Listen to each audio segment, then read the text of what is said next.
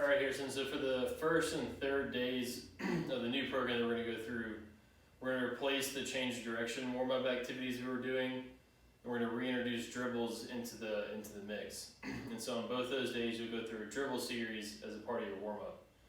The thing that I really like about dribbles is that it can help you improve the way that you run and your running form, but at the same time, one of the secondary benefits is it helps with compliance in your tendons, which means that they become less stiff and rigid, and so the chance of you having some type of issue with that tendon decreases quite a bit. That's also how the isometrics and the eccentrics and all the stuff that we've been doing kind of impacts that area. When you're doing nothing but jumping, the tendon gets very stiff. It needs to be able to stretch and then contract to allow you to be able to jump and stay healthy and not get injured. So think of dribbles as improving your running form and keeping your tendons healthy. That's why I want to keep them in the program. I know they're probably super awkward to do. They're super awkward for everybody, even track and field athletes, which is where this drill originated from.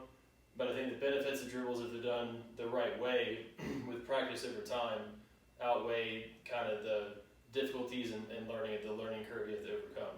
So just try and focus on the stuff that I'm talking about in the video, give yourself some time to get used to it. It might take a couple of weeks before you don't feel completely awkward while you're doing it, and that's totally fine. The two things I want you to think about when you're doing the dribbles are rolling from your heel to your toe.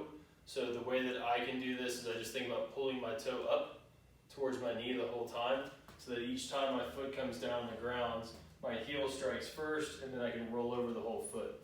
You're not gonna push down with your foot while you're doing these. You're going to keep your foot or your toe or whatever you have to think of up the whole time so that you're getting that whole foot to roll as you go through this dribbling series. And then the other thing I want you to think about is your mechanics of your lower body.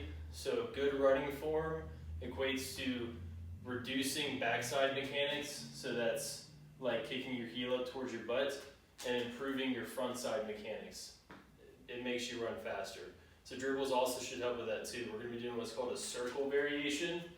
And so basically all you're doing is drawing a circle right around the bone of your ankle. So I'm tracing that bone, I'm tracing a circle around that bone with the other foot as I go through this dribble series. So I should hopefully be making a circle with my foot. The other variation is called oval, which is more of an elliptic movement and allows the foot to swing forward and back a little bit. With circles, the foot's going to stay pretty much underneath your lower body the whole time. So, foot placement, underneath the body, rolling from your heel to your toe.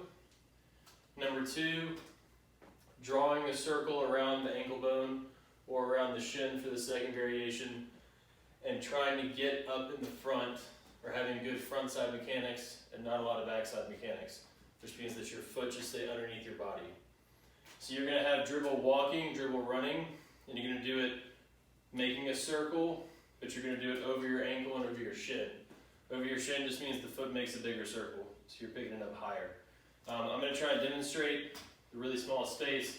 But for the dribble walking, all you're going to do is relax the upper body, and you're just going to pick the foot straight up off the floor, and you're going to let the heel hit the ground first and just feel your whole foot make contact with the ground, okay? Heel to arch to toe, pick the foot up, heel arch toe. I hiked about 6 miles today, so my legs don't work very well right now, but I'm going to try and demo dribble running. So we'll do the first one over the ankle. So you're here.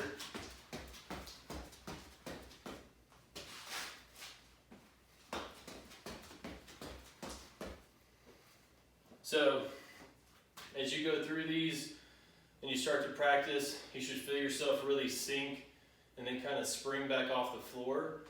That's a consequence of doing it the right way. So just focus on the stuff that we're talking about, try and get a feel for it for the first few weeks, and then we can start to dial it in. Shin is going to be the exact same movement. We're going to go over, up a little bit higher, so that you're tracing up and around your shin.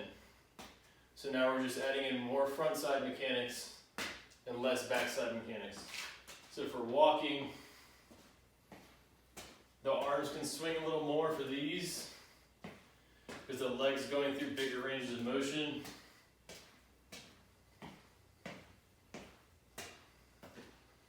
And then for running,